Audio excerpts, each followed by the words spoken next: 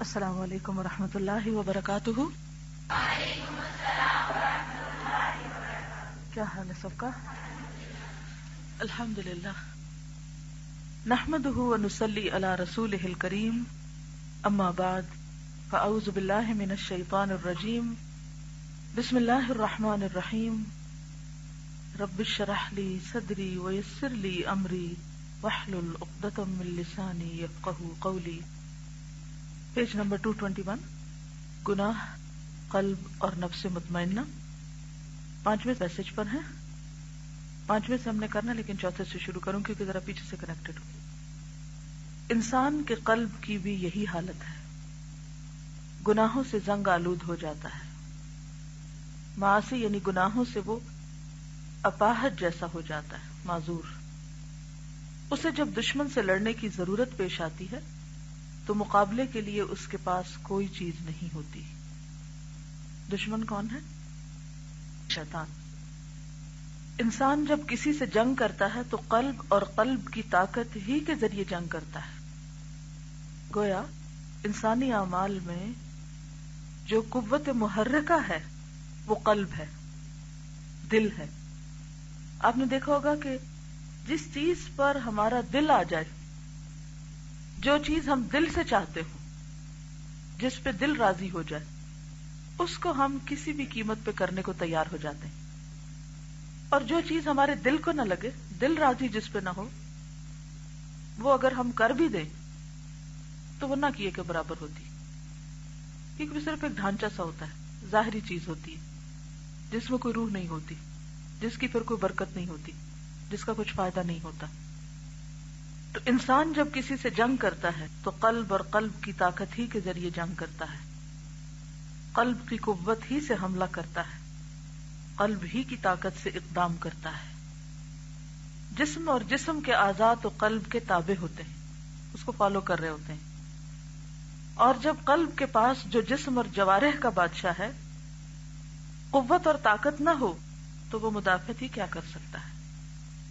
اگر کوئی فوج کتنی ہی اچھی کیوں نہ ہو، لیکن اس کا لیڈر اگر نکما ہے تو کیا کرے گی وہ فوج؟ سرنڈر کر دے گی، ہتھیار ڈال دے گی۔ اور کیسے کر سکتا ہے؟ اور پھر جب کہ بادشاہ ہی سرے سے نہ ہو تو انجام کیا ہوگا؟ کسی بھی فوج کا اگر لیڈر ہی نہ ہو تو پھر تو کامیابی کا کوئی امکان ہے ہی نہیں۔ تو اسی لیے ایمان لانا جو ہے وہ بھی دراصل کس کا فعل ہے؟ قلب کا۔ اگر دل میں ایمان جاگزی ہو جائے تو پھر دیر نہیں لگتی زبان سے اس کے اقرار پر اور عمل سے اس کے اظہار پر، کیونکہ باقی تمام اعضاء اس کے تابع ہیں۔ اور اگر دل میں ایمان نہیں یا ایمان کمزور ہے تو پھر انسان کا عمل اس کے بالکل برعکس ہوگا جو وہ زبان سے کہہ رہا ہے۔ تو اس لیے بے حد ضروری ہے کہ انسان دل کی اصلاح کی فکر کرے۔ جو حال قلب کا ہے وہی نفس کا ہے۔ نفس شہوات اور خواہشات، معاصی اور گناہوں کی وجہ سے خبیث اور ناپاک ہو جاتا ہے۔ نفس خبیث ہو جاتا ہے کس سے؟ گناہوں کی وجہ سے، اور اس کے تمام قوا ختم ہو جاتے ہیں، یعنی وہ کمزور ہو جاتا ہے۔ تو گناہوں کا ایک بہت بڑا نقصان کیا ہے کہ وہ انسان کے دل کو کمزور کر دیتے ہیں، زنگ آلود کر دیتے ہیں۔ کلا بل ران علی قلوبہم بما کانوا یکسبون۔ یہاں نفس سے مراد نفس مطمئنہ ہے، کیونکہ نفس امارہ تو شہوات اور خواہشات اور گناہوں سے اور زیادہ قوی، مضبوط، دلیر اور درندہ صفت بن جاتا ہے۔ یہ مانی ہوئی بات ہے کہ نفس امارہ، معلوم ہے نا نفس امارہ کون سا نفس ہے؟ جو انسان کو گناہوں کا حکم دیتا ہے، گناہوں پہ اکساتا ہے۔ یہ مانی ہوئی بات ہے کہ نفس امارہ قوی اور طاقتور ہو جائے تو نفس مطمئنہ کمزور ہو جاتا ہے۔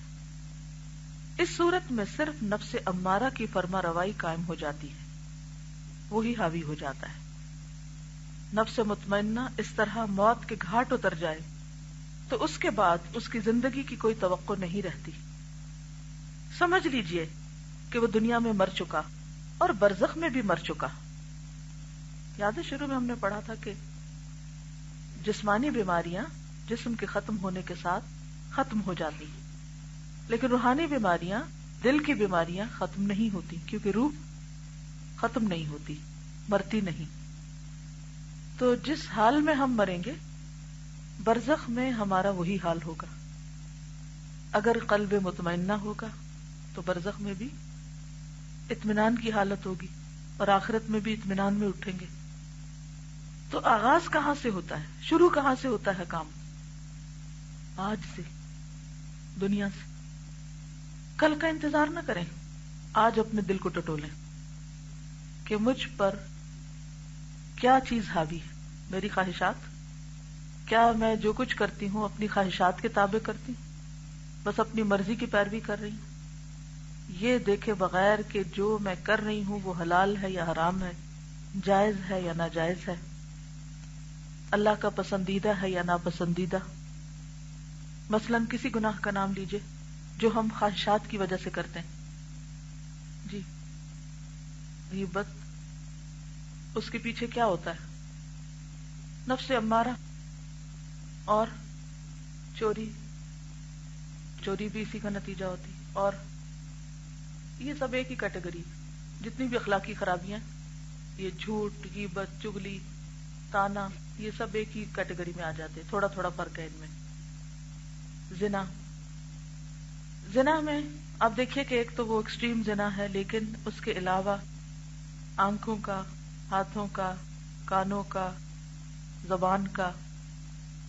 مثلا ایک لڑکی کا کسی لڑکے کو ٹیکسٹ میسج کرنا جس میں اس نے اپنے دلی جذبات کا اظہار کیا ہوا ہو، حلال ہے یا حرام ہے؟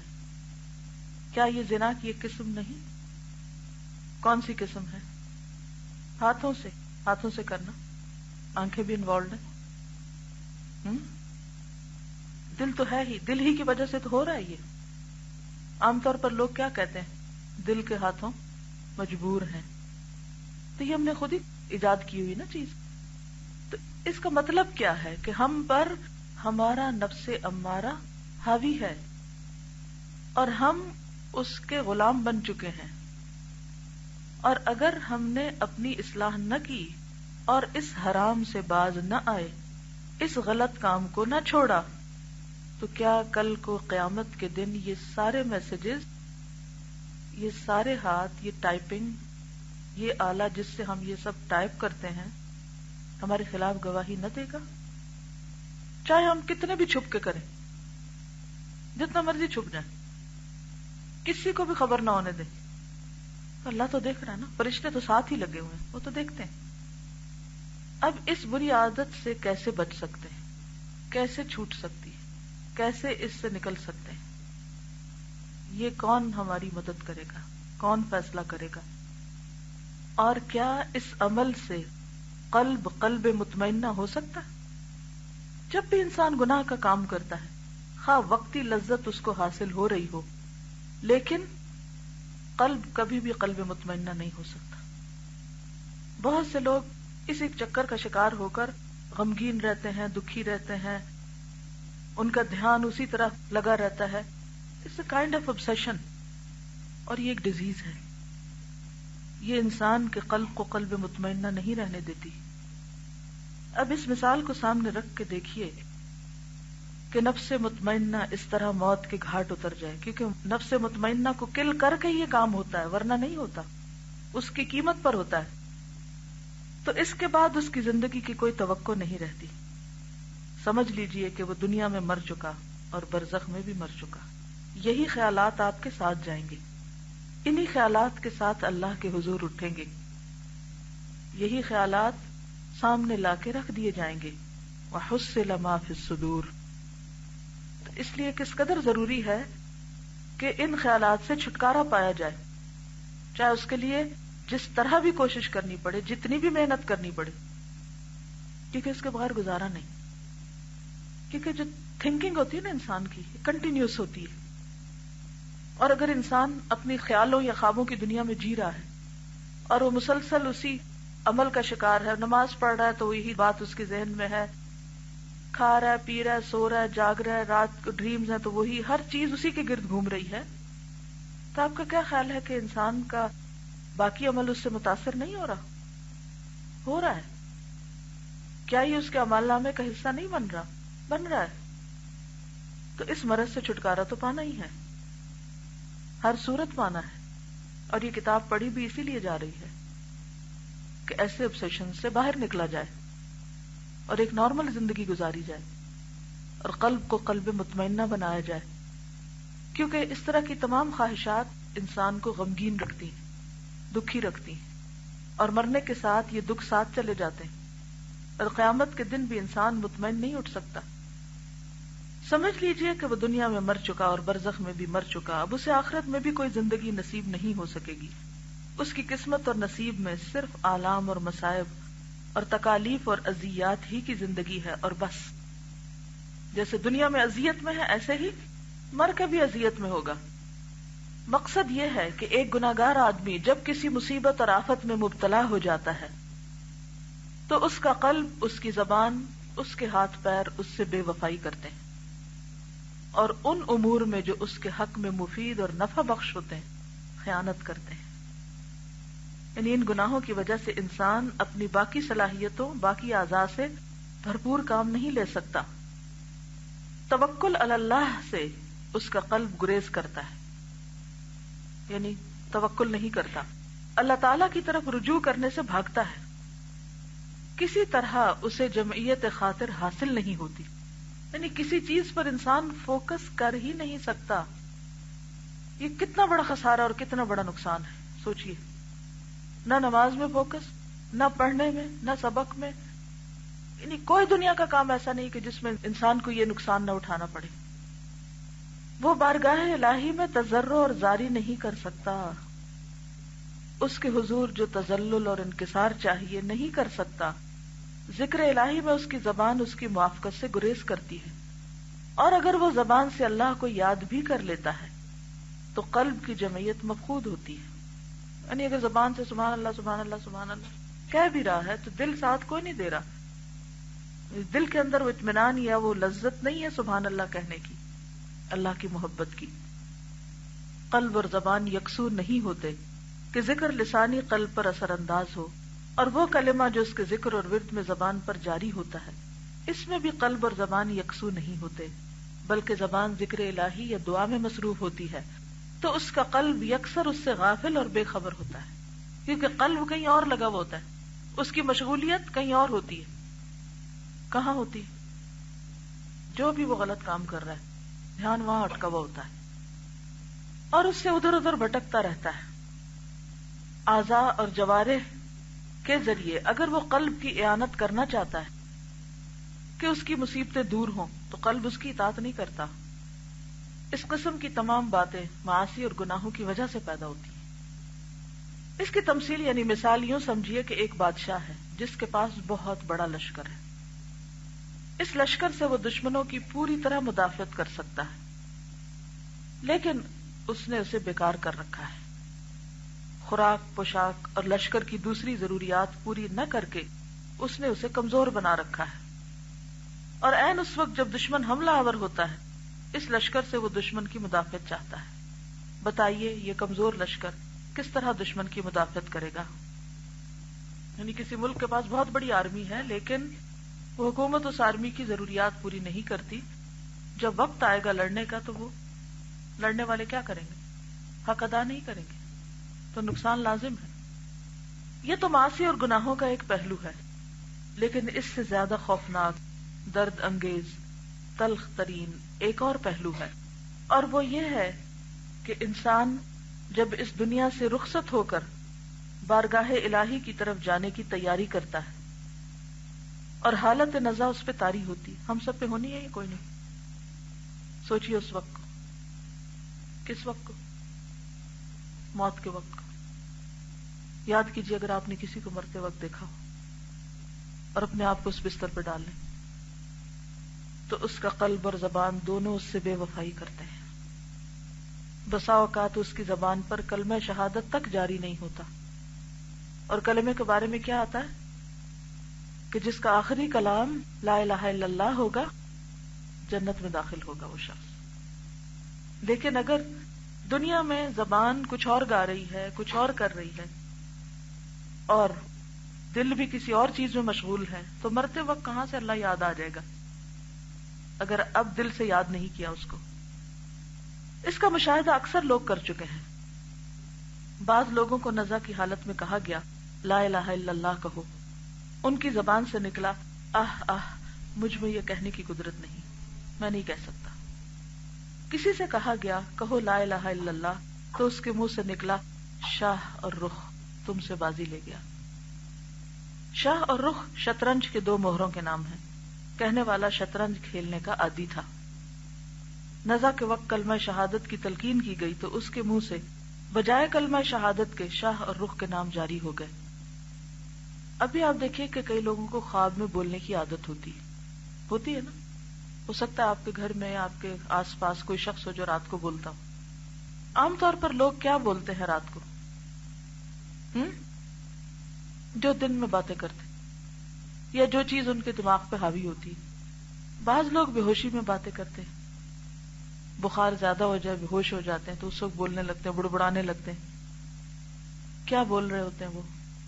وہی جو ان کے دماغ میں کانشیس یا سب کانشیس میں چھایا ہوا ہوتا ہے. بعض اوقات کانشیس اور بعض اوقات سب کانشیس. بعض چیزیں اس بری طرح دل کو لگی ہوئی ہوتی ہیں کہ ان کو دبا بھی دیا جائے تو وہ انسان نیند اور بے ہوشی کی حالت میں وہ نیچے سے اٹھ کے اوپر آ جاتی ہیں اور وہ زبان پہ بھی آ جاتی ہیں اور دوسروں کو پتہ چل جاتا ہے، راز کھل جاتے ہیں انسانوں کے. ہپنوٹائز کرنے کے بارے میں آپ نے پڑھا ہوگا کہ بعض اوقات سائیکیٹرسٹ اس ذریعے سے علاج بھی کرتے ہیں کہ وہ مریض کو ایک طرح سے اس کو مصنوعی نیند سلا دیتے ہیں. ٹھیک ہے، کیا کرتے ہیں؟ مصنوعی نیند سلا دیتے ہیں اور پھر اس سے باتیں کر کے اس سے بہت کچھ اگلواتے ہیں اور مریض بولنے لگتا ہے، اس کو کچھ امیجن کر باتیں. اور اس کا مقصد کیا ہوتا ہے کہ وہ باتیں جو مریض کے دل کے خانوں میں کہیں اندر چھپی ہوئی ہیں وہ باہر نکل آئیں اور ان کو نکال کر ان کی اصلاح کی جائے اور کہا جائے کہ نہیں، مثلا اگر مریض یہ کہے کہ مجھے فلاں تنگ کرتا ہے تو ڈاکٹر اس سے کہے نہیں، فلاں تمہیں کچھ نہیں کہے گا، تم اس سے مت ڈرو، وغیرہ وغیرہ. کئی طریقے ہو سکتے ہیں. تو بات یہ ہے کہ جو کچھ ہم دیکھتے ہیں، جو کچھ ہم سنتے ہیں، اس کے پرنٹس ہمارے دماغ کے خانوں میں محفوظ ہو جاتے ہیں. دنیا کی کوئی قوت اور طاقت ان کو مٹا نہیں سکتی. بورڈ پہ لکھا ہوا تو آپ وائپ آف کر دیتے ہیں، لیکن دل پہ لکھا ہوا، دماغ میں لکھا ہوا وہ نہیں مٹتا. اس لیے بہت ضروری ہے کہ بچوں کو بھی بچپن میں ٹیلی ویژن کے ذریعے بیبی سٹنگ نہ کرائی جائے. بہت سی مائیں خود آزاد ہونے کے لیے بچوں کو کوئی بھی کارٹون لگا کے دے دیتی اور خود قرآن کا سبق یاد کرتی. حیرت ہوتی ہے مجھے کہ یہ کیا ہو رہا ہے. بچوں کے دین کی قیمت پہ خود دین سیکھا جا رہا ہے. یہ کیسی بے شعوری. یہ الگ بات ہے کہ بچے جب بڑے ہو جائیں تو پھر وہ اپنی بہت سی مرضیاں کرنے لگتے ہیں، لیکن جب تک وہ ہمارے ہاتھ میں، ہمارے کنٹرول میں، ہم تو انہیں پوائزن نہ کریں، ہم تو نہ زہر دیں ان کو، کیونکہ جو کچھ وہ دیکھتے ہیں وہ اندر جا رہا ہے کسی نہ کسی کھانے میں جمع ہو رہا ہے اور وہ کسی نہ کسی وقت اٹھتا ہے. یہ الگ بات ہے کہ انسان کے آنسو، انسان کی آہیں، توبہ استغفار ان چیزوں کو مٹا دیتی ہے. لیکن جیسے کمپیوٹر کی اسکرین پر آپ مینیو بار میں دیکھتے نا کہ کوئی ونڈوز ایکٹیو ہوتی ہے اور کوئی ان ایکٹیو ہوتی ہے، تو جب تک آپ کانشیس میں کوئی کام کر رہے تھے تو وہ ایکٹیو ہے، تو کسی وقت بھی آپ نے کلک کیا تو سارا کچھ کھل جائے گا سامنے.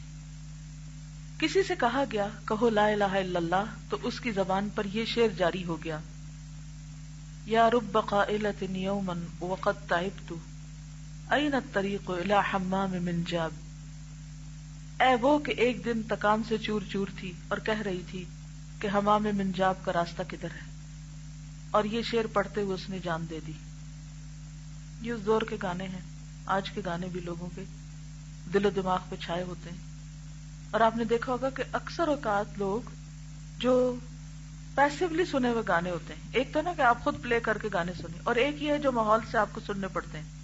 مثلا آپ وین میں بیٹھے، لاؤڈ میوزک لگا ہوا تھا، آپ نے بند نہیں کرایا کیونکہ آپ کا ایمان کمزور تھا، آپ یہ کہنے کی جرات ہی نہیں کر سکتے کہ بند کرو، تو مسکین بن کے بیٹھے رہے اور سنتے رہے، چاہے بیزار ہوتے رہے لیکن سنتے رہے. سن لیا آپ نے. اب نتیجہ کیا ہوگا اس سننے کا؟ جب آپ گھر پہنچیں گے تو تھوڑی دیر کے بعد کیا ہوگا؟ کان میں نہیں بج رہا ہوگا، منہ سے جاری ہوگا، کچھ یاد کرنے کی بھی ضرورت پیش نہیں آئے گی، اور آپ کہیں گے ہیں میں کیا کہہ رہا ہوں؟ کیا سب کے ساتھ ایسا نہیں ہوتا؟ میرے ساتھ تو یہ بہت دفعہ ہو چکا ہے کہ جو سنا پھر سوچے سمجھے بغیر اس کو دہرانا بھی شروع کیا. ضروری نہیں کہ جان بوجھ کے سنا اور جان بوجھ کے اس کو رٹا اور یاد کیا اور پھر. تو اسی طرح انسان جو کچھ بھی سنتا ہے، جو کچھ ماحول میں دیکھتا ہے چاروں طرف، وہ کسی نہ کسی طرح اس پر اثر انداز ہوتا ہے. اور اگر انسان کوشش کے ذریعے اس کو ریپلیس نہ کرے، اس کی ری فارمیٹنگ نہ کرے، تو کیا ہوگا؟ وہ جو وائرس آ گیا ہے وہ ہر چیز کو کرپٹ کرتا ہے، ساری فائلوں کو کرپٹ کر دے گا، ہر چیز کو پیچھے چھوڑ دے گا. کسی سے کہا گیا لا الہ الا اللہ کہو، اس نے کہنا شروع کر دیا تا دھنا دھن، یعنی گانے کا ساز درست کرنے لگا. پھر کہنے لگا تم مجھے کیا تلقین کر رہے ہو، اس سے مجھے کچھ فائدہ نہیں ہوگا، اور دنیا کا تو کوئی گناہ میں ترک نہیں کروں گا. اس کے بعد اس کی جان نکل گئی، یعنی توبہ کی توفیق نہیں ہوئی کہ ساری زندگی اس میں گزر گئی. کیونکہ بعض اوقات ایسے پیشے، ایسے کام انسان کا پیشن بن جاتے ہیں، اور جن چیزوں میں انسان کے نفس کو لذت زیادہ ہوتی ہے ان چیزوں کی طرف عموماً کثیر تعداد میں لوگوں کا دھیان ہوتا ہے. اور پھر بعض اوقات وہ یہ سمجھنے لگتے ہیں کہ یہ تو قدرتی طور پر ہمارے اندر بائی نیچر ان بلٹ ہے، اور یہ بہت سی تعویلیں کر کے ان چیزوں میں اپنی ساری انرجی لگا دیتے ہیں. حالانکہ یہ سب کچھ شعوری طور پر بھی ہوتا ہے. انسان کے پاس چوائس ہوتی ہے کہ اپنے ایسے ٹیلنٹ کو کسی غلط رستے پر استعمال کرے یا کسی درست رستے پر. پچھلے دنوں ہندوستان کے مشہور میوزیشین، نام مسلمانوں والا تھا، ٹیلی ویژن پر اس کا انٹرویو آ رہا تھا تو اس کی رپورٹنگ تھی گئی. اس نے کہا کہ میں جب راستے میں چل رہا ہوتا ہوں تو بھی میرے ہاتھ کچھ بجا رہے ہوتے ہیں، تو لوگ اکثر دیکھ کے مجھے دیوانہ سمجھتے ہیں، لیکن یہ کہ میں اپنی اسی دھن میں ہوتا ہوں، راہ چلتے ہوئے بھی میرے ہاتھ نہیں رکتے، دھنیں بجا رہا ہوتا ہوں. اور جب میرا بیٹا پیدا ہوا تو میں نے اس کے کان میں اذان نہیں دی، اپنا ساز بجایا. اب جیسے بھی ماحول میں اس شخص نے آنکھ کھولی اور جو بھی اس کی تربیت ہوئی، جو بھی اس نے کیا، ہو سکتا ہے کوئی نصیحت کرتا اس کو، اس کے پاس پہنچتا تو وہ کچھ اور کرتا، اپنی ساری قابلیت کو کہیں اور استعمال کرتا. لیکن بات یہ ہے کہ انسان کسی بھی چیز میں کمال کو جب ہی پہنچتا ہے، یا کسی بھی چیز کو جینا اور مرنا اس وقت ہی بناتا ہے جب وہ چیز اس کے اندر دیوانگی کی حد تک سما جاتی ہے. ایسے لوگوں کو کیوں نہیں ڈر لگتا کہ کوئی ہمیں مجنون کہے گا، لیکن ہمیں اللہ کی بات کرتے ہوئے بہت جلدی ڈر لگنے لگتا ہے کہ ہمیں مجنون کہیں، کیونکہ وہ چیزیں ان کے دل میں اتری ہیں اور ہمارے دل میں اللہ کی یاد نہیں اتری. ہم نے اوپر تو اوڑھ لیا ہے سب کچھ لیکن اندر نہیں اترا. اگر اندر اتر جائے تو کہیں بھی بات کرنے میں کوئی شرم نہ ہو اور کوئی بھی موقع نہ گنوائے، سب کچھ کہنا آسان ہو جائے اور پھر اس کا کرنا بھی آسان ہو جائے. تو ہم سب کو سوچنا چاہیے کہ ہمارے ہاتھ کہیں بیٹھے ہوئے بھی تو کہیں ٹیکسٹنگ نہیں کر رہے ہوتے. کئی لوگوں کو میں نے دیکھا ہے کہ وہ باتیں کرتے ہوئے بھی ان کے ایکشنز یوں ہوتے ہیں جیسے وہ ٹیکسٹ کر رہے ہیں. خصوصاً اگر آپ ینگسٹرز کو دیکھیں نا کہ جن کا ہر وقت ہاتھ کی بورڈ پہ چلتا ہے، یا تو باتیں کرتے ان کے ایکشن بھی ویسے ہی ہو جاتے ہیں کیونکہ پوری obsession ہوتی ہے نا وہ ایک. تو یہی حال ہوتا ہے کسی بھی شخص کا کہ جس چیز کے ساتھ اس کو عشق کی حد تک لگاؤ ہو جاتا ہے، جو چیز اس کے ہوش و حواس پہ چھا جاتی ہے، پھر اس کے لہجے میں، اس کی باتوں میں، اس کی چال میں، اس کی نگاہوں میں، ہر چیز میں وہی چیز سما جاتی. اسی لیے وہ آتا ہے نا کہ المرء علی دین خلیلہ، انسان اپنے دوست کے دین پر ہوتا ہے. کیونکہ انسان جس سے محبت کرتا ہے یہ پھر ہو نہیں سکتا کہ اس کی سوچ سے متاثر نہ ہو، اس کے طریقوں سے متاثر نہ ہو، اس کے انداز سے متاثر نہ ہو. کبھی کانشیسلی اور کبھی انکانشیسلی وہی رنگ اس پہ چڑھ جاتا ہے. اور یہ اصل میں مطلوب ہے کہ کون سا رنگ ہم پہ چڑھے؟ صبغۃ اللہ، ومن احسن من اللہ صبغہ، تاکہ مرے تو مسلمان مرے. ان صلاتی و نسکی و محیایا و مماتی للہ رب العالمین. یہ صرف اس وقت ہوتا ہے موت اس وقت للہ رب العالمین ہوتی ہے جب حیات للہ رب العالمین ہوتی ہے. جب زندگی اللہ کے لیے ہوتی ہے تو موت بھی اللہ کے لیے ہوتی ہے. اور اگر زندگی کسی انسان کے لیے ہو یا کسی خاص پیشے یا کسی خاص مقصد کے لیے، صرف دنیاوی فائدوں کے لیے، تو پھر موت بھی اسی پہ آتی ہے انسان کی.